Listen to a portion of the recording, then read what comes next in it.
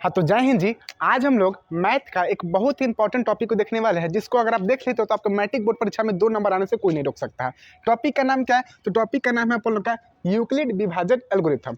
आपसे सवाल कैसे आता है परीक्षा में? तो सवाल आपसे आ सकता है कि कोई भी संख्या दे दीजिए, जैसे मान के चलिए संख्या दिया आपको 135 और 225 दिया, आपसे बोल देगा कि 135 और 225 का यूक्लिड विभाजन एल्गोरिथम द्वारा क्या कीजिए, एचसीएफ ज्ञात कीजिए। नॉर्मल तो आपको एचसीएफ यानी मौसा निकालने आपको आता है, लेकिन हम लोग किस विधि द्वारा सीखेंगे? यूक्लिड विभाजन एल्गोरिथम द्वारा। इसी विधि द्वारा आपसे परीक्षा में सवाल पूछता है। ठीक है, तो कोई दिक्कत नहीं, आइए हम लोग सीखते हैं। तो देखिए, सबसे पहले हम लोग सवाल बाद में सबसे पहले थोड़ा सा बेसिक चीज समझते हैं। आपसे पूछा जाएगा कि यूक्लिड विभाजन एल्गोरिथम का हम उपयोग किस लिए करते हैं? तो बोलिएगा कि दो संख्याओं का एचसीएफ निकालने के लिए करते हैं। ठीक है, दो से अधिक संख्याओं का एचसीएफ निकालने के लिए करते हैं। फिर आपसे पूछा जाएगा कि बताओ ये यूक्लिड विभाजन एल्गोरिथम क्या होता है? तो ध्यान रखिएगा, यूक्लिड विभाजन एल्गोरिथम होता है आपका ए बराबर का बी गुने का क्यू प्लस का आर। ये ए क्या है? तो प्यारे साथी जी, हम लोग ए को बोलते हैं भाज्य। आराम से समझिएगा, ए को अपन लोग क्या बोलते हैं? भाज्य बोलते हैं। बी को अपन लोग बोलते हैं भाजक। क्या बोलते हैं साथी जी? अपन लोग बी को भाजक बोलते हैं। क्यू को अपन लोग बोलते हैं साथी जी भागफल। भागफल। और ये जो आर होता है इसको अपन लोग क्या बोलते हैं साथी जी? तो इस आर को अपन लोग बोलते हैं शेषफल। क्या बोलते हैं जी? शेषफल बोलते हैं। यहाँ तक कोई बात क्लियर है एकदम? मतलब कोई दिक्कत नहीं, क्लियर है। तो यूक्लिड विभाजन एल्गोरिथम क्या होता है? भाज्य बराबर भाजक गुने भागफल प्लस शेषफल लिख सकते हैं हम लोग। भाज्य बराबर भाजक गुने भागफल, इसको समझिएगा, क्वेश्चन आराम से बनेगा, प्लस शेषफल। ये आपका यूक्लिड विभाजन एल्गोरिथम होता है, लेकिन इसको हम शॉर्ट में क्या लिखते हैं? ए बराबर का बी गुने क्यू प्लस आर। इसमें एक कंडीशन क्या होता है मेरे साथी जी, कि आपका जो आर का मान होगा ना, या तो 0 के बराबर होगा या तो 0 से बड़ा होगा, लेकिन बी से छोटा होगा। हमेशा ये आर यानी जो शेषफल का जो मान रहेगा ना, किससे? तो हमेशा ये जो शेषफल का मान रहेगा या तो 0 के बराबर होगा या तो 0 से बड़ा होगा, लेकिन बी से हमेशा आर का मान क्या होगा? छोटा होगा। ठीक है, अब कहोगे सर इतना तो समझ में आ गया, अब हम कैसे पहचानेंगे कौन भाज्य, कौन भाजक है, कौन भागफल है, कौन शेषफल? देखिए, तो मैं अगर आपसे एक सवाल पूछूं, सवाल क्या आपका? तो सवाल ये है कि मैं बोलूं कि 10 में भाग लगाइए 5 से, कितना आएगा मेरे राजा जी? कह दोगे फट से क्या आ गया? 2 आ गया। 2 आ गया। सो कैसे आपने भाग लगाएगा? तो दिमाग में भाग लगा कि हाँ यहाँ 10 लिख दिया और यहाँ क्या लिख दिया? 5। तो 10 के पारा में 5 के पारा में 10 कितने में होता है? 2 बार में। तो यहाँ लिख दिया आपने 10, घटा के कितना आ गया? 0 आ गया। तो ये वाला जो चीज़ है इसको अपन लोग बोलते हैं मेरे साथी जी, क्या बोलते हैं? तो ये वाला चीज़ को हम लोग बोलते हैं भाजक। भाजक बोलते हैं। भाजक यानी इसको अपन लोग क्या बोलते हैं? इसको अपन लोग बोलते हैं बी। और जो बीच में इसको अपन लोग क्या बोलते हैं? ए। और जो नीचे बचा इसको अपन लोग क्या बोलते हैं? शेषफल। शेषफल यानी क्या मेरे साथी जी? आर। और ये साइड वाला इसको अपन लोग क्या बोलते हैं? क्यू यानी क्या? भागफल। इतना चीज़ समझ में आया? इतना चीज़ आया तो बहुत अच्छे से आपको समझ में आएगा। नीचे वाला दिख रहा है कि नहीं? देख लेने मेरे को।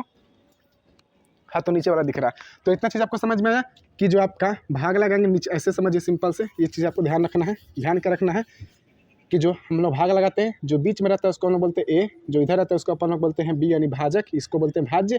और ये जो रहता है इधर इसको अपन लोग बोलते हैं भागफल यानी क्यू। और जो नीचे आता है घटाने पर उसको अपन लोग क्या बोलते हैं? आर यानी शेषफल। कोई दिक्कत नहीं। चलिए अब हम लोग सवाल को सॉल्व करते हैं।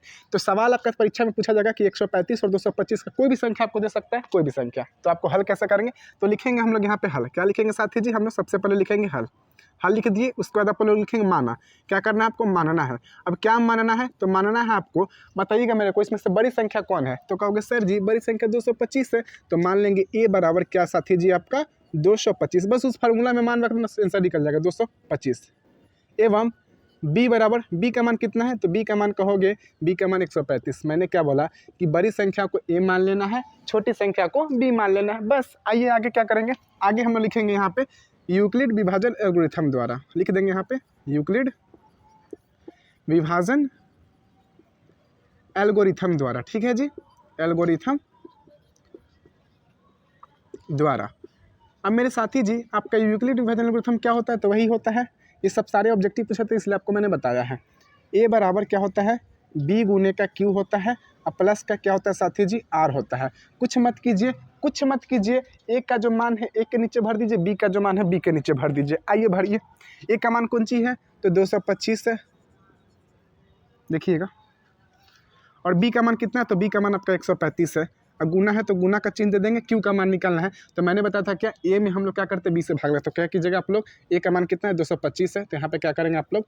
225 में कितना से भाग लगाएंगे? 135 से। लगाइए लोग जल्दी से।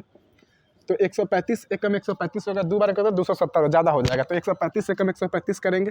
चलिए घटाइए, कितना आएगा, तो घटाने पे कितना आएगा जी, 5 में से 5 का 0 हो जाएगा साथी जी, 2 में से 3 नहीं जाएगा तो एक हासिल देगा तो 12 में से 3 का 9 हो जाएगा, और 2 को था को दे दिया तो बच्चा कितना, 1 तो 1 में से 0 हो जाएगा, 90 बच्चा। तो इसको अपन लोग क्या बोलते हैं, क्यू बोलते हैं, इसको अपन लोग क्या बोलते हैं, आर बोलते हैं, पता है आपको। चलिए लिख देंगे गुने, क्यू का मान कितना 1 और प्लस का आर का मान कितना है 90। अब आर का मान जब तक ले 0 नहीं हो जाता तब तक ले HCF आपका नहीं निकलता है, तो आर का मान अपने को क्या करना है, 0 लाना है। तो क्या करेंगे इस पर, तो फिर इसको क्या करेंगे, आप लोग पढ़े होंगे कि HCF निकलते समय क्या करते हैं, फिर 135 को यहाँ पे लाएंगे ना, तो इस 135 को अपन लोग यहाँ पे लाते हैं, तो यहाँ पे भी क्या करेंगे, ये जो 135 है इसको यहाँ पे लाएंगे लोग, और फिर ये 90 को क्या लाएंगे, यहाँ पे लाएंगे, और फिर क्या करेंगे 90 में 135 से बाहर तो कितने नंबर लगेगा, तो 90 का एकम 90 और 90 दूना 180 होता है, 2 बार का तो ज़्यादा हो जाएगा, तो 90 एकम 90 ही लगाएंगे। ठीक है, ये चीज़ तो आपको आता होगा, आशा करते हैं।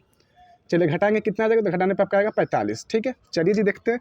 तो गुने का इसको अपन लोग क्या बोलते हैं, इसको बोलते हैं अपन लोग क्यू, इसको क्या बोलते हैं आर। तो गुने का क्यू का मान कितना आ गया, तो क्यू का मान आपका आ गया 1 और प्लस आर का मान कितना आ गया, तो आर का मान आपका आ गया 45, कोई दिक्कत नहीं। अब फिर आर का मान आपका 0 नहीं है, तो फिर क्या करेंगे हम लोग, इस 90 को इधर लाएंगे, लाइए 90 को लाया मैंने, फिर इस 45 को क्या लेंगे यहाँ पे, यानी आपका ए का मान हो गया 45 और बी का मान कितना हो गया 90। फिर क्या करेंगे, ए का मान आपका ये हो गया आपका, सॉरी ये बी का मान हो गया, अब बी के मान में किससे, ए का मान कितना है, तो ए का मान 90 है, तो भाग लगाएंगे लोग, लीजिए लगाइए लोग। तो 45 के पहरा में 90 कितने बार में आएगा, तो 45 दूना 90 होता है, तो यहाँ लिख दो 2 और 45 दूना 90, दिख रहा है ना, दिख रहा है। चलिए माइनस करेंगे, कितना आएगा साथी जी, 0 आ जाएगा, लीजिए आ गया, दिख रहा है कि नहीं, रुके देखने दीजिए मेरे को, हाँ दिख रहा है, परफेक्ट दिख रहा है। चलिए कोई दिक्कत नहीं। तो मेरे साथी जी गुना का इसको अपन क्या बोलेंगे, क्यू बोलेंगे, इसको अपन क्या बोलेंगे, आर बोलेंगे। गुना का क्यू कितना आ गया 2 और आर का मान कितना आ गया, आर का मान 0 आ गया। और जब आर का मान 0 आ गया तो HCF निकल गया, तो कहोगे सर HCF 0 आ गया, नहीं रे ससुरा, नहीं रे नहीं रे नहीं रे, यहाँ तक हो गया। ये स्टेप आपको करना है, करिएगा तभी नंबर मिलेगा।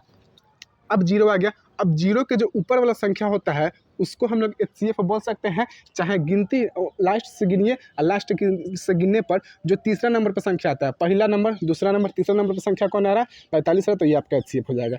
तो आपको लिखना कैसे, तो लिखना है आपको कि अतः